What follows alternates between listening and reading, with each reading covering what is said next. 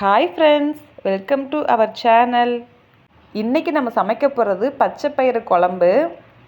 நான் சொல்கிற மெத்தடில் செஞ்சு பாருங்கள். டேஸ்ட்டும் சூப்பராக இருக்கும், ஈஸியாகவும் பண்ணிடலாம்.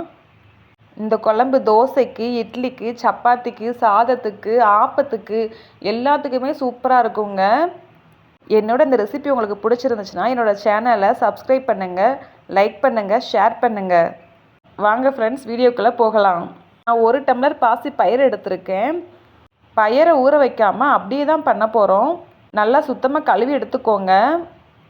1 டம்ளர் பயிருக்கு 4.5 டம்ளர் தண்ணி ஊற்றிக்கோங்க. கரெக்டாக இருக்கும், அது வேணும். அப்புறமா 2 பெரிய வெங்காயம் நீளமாக கட் பண்ணி சேர்த்துக்கோங்க. 2 தக்காளி கட் பண்ணி சேர்த்துக்கோங்க. ஒரு பெரிய பச்சை மிளகா, கொஞ்சமாக ஜீரகம், பெருங்காயப்பொடி சேர்த்துருக்கேங்க. லாஸ்ட்டாக உப்பு சேர்த்துட்டு குக்கரை மூடிடலாம். 7 விசில் விட்டுக்கோங்க, கரெக்டாக இருக்கும். இப்போ எல்லாம் சேர்ந்து நல்லா வெந்து வந்துருச்சுங்க. நல்லா மசிச்சு எடுத்துக்கோங்க.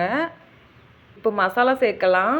1/4 ஸ்பூன் மஞ்சப்பொடி, 1 ஸ்பூன் மிளகாப்பொடி, 2 ஸ்பூன் மல்லிப்பொடி எல்லாம் சேர்த்துட்டு நல்லா கிளறி விட்டுக்கோங்க.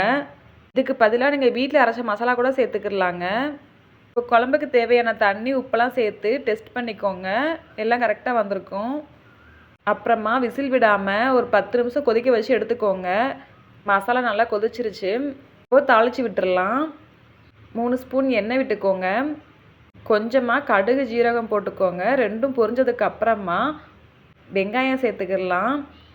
2 வத்தல் சேர்த்துக்கோங்க. கொஞ்சம் பெருங்காயப்பொடி சேர்த்துக்கோங்க.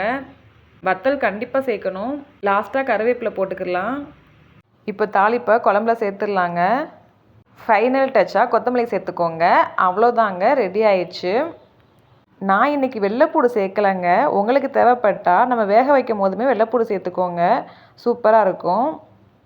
அவ்வளோதாங்க, நம்மளோட பச்சை பயிறு குழம்பு ரெடி ஆயிடுச்சு. நீங்களும் செஞ்சு பாருங்கள், டேஸ்ட் அருமையாக இருக்கும். சிம்பிளாகவும் செஞ்சிடலாம். சிம்பிளான மசாலாவில் தான் பண்ணியிருக்கேன். டேஸ்ட்டு சூப்பராக இருக்குங்க. நீங்களும் கண்டிப்பாக ட்ரை பண்ணிவிட்டு எனக்கு கமெண்ட் பண்ணுங்கள் ஃப்ரெண்ட்ஸ். தேங்க்யூ. எங்களை மாதிரி நியூ சேனலுக்கும் சப்போர்ட் பண்ணுங்கள் ஃப்ரெண்ட்ஸ். தேங்க்ஸ் ஃபார் வாட்சிங்.